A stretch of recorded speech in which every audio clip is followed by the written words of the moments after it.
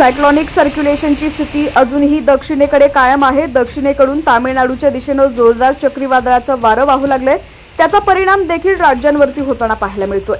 महाराष्ट्रातही अनेक ठिकाणी यामुळे हवामान बदल झाल्याचं पाहायला मिळतंय। पश्चिम बंगालच्या खाडीत देखील कमी दाबाचा पट्टा तयार झालेला असून तिथेही हवा पालट होत आहे। याचा परिणाम म्हणजे अवकाळी पावसासाठी पोषक वातावरण तयार झालेलं असून ऐन उन्हाळ्यात पावसाचं संकट आहे।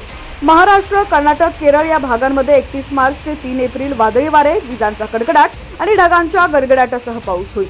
60 किलोमीटर ताशी वेगानं सोसाट्याचं वारं वाहणार आहे। काही ठिकाणी अतिवृष्टी, मध्यम तर काही ठिकाणी तुरळक पावसाच्या सरी बरसणार आहे। विदर्भ, मराठवाड्यात अतिउष्णता वाढेल। 42 डिग्री ते 45 डिग्री पर्यंत तापमानाची नोंद करण्यात आली आहे। पुढचे 3 दिवस या भागात दिवसा तापमान 2 ते 3 डिग्रीनं वाढ होण्याची शक्यता व्यक्त केली जाते। बातमी सविस्तर जाणून घेऊयात। त्याआधी तुम्ही HPN मराठी न्यूज चॅनल पहिल्यांदाच पाहत असाल आणि अजूनही चॅनलला सबस्क्राइब केलेलं नसेल तर नक्की सबस्क्राइब करा, जेणेकरून आमचे अपडेट्स लवकरात लवकर तुमच्यापर्यंत पोहोचतील।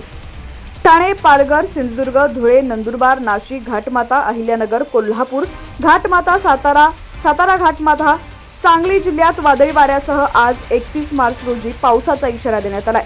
1 एप्रिल रोजी ठाणे, रायगड, रत्नागिरी, सिंधुदुर्गमध्ये वादळी वाऱ्यासह मुसळधार पावसाचा इशारा असेल। उत्तर महाराष्ट्रात नाशिक घाटमाथा, जळगाव, अहिल्यानगर, पुणे घाट परिसर, कोल्हापूर घाट परिसर, सातारा घाटमाता, सांगली, सोलापूर या जिल्ह्यात वादळी वाऱ्यासह पावसाचा इशारा देण्यात आलेला आहे। 2 एप्रिल रोजी मुंबई, ठाण्यासह कोकणात विजांच्या कडकडाटासह पाऊस पडेल। रायगडमध्ये सलग दुसऱ्या दिवशी येलो अलर्ट देण्यात आलाय। रत्नागिरी, सिंधुदुर्गमध्ये वादळी वाऱ्यासह मुसळधार पावसाचा इशारा असेल। उत्तर महाराष्ट्रात नाशिक घाटमाथा, जळगाव, अहिल्यानगर, पुणे घाट परिसर, कोल्हापूर घाट परिसर, सातारा घाटमाथा, सांगली, सोलापूर, छत्रपती संभाजीनगर, परभणी, बीड या जिल्ह्यांमध्ये येलो अलर्ट जारी करण्यात आलाय।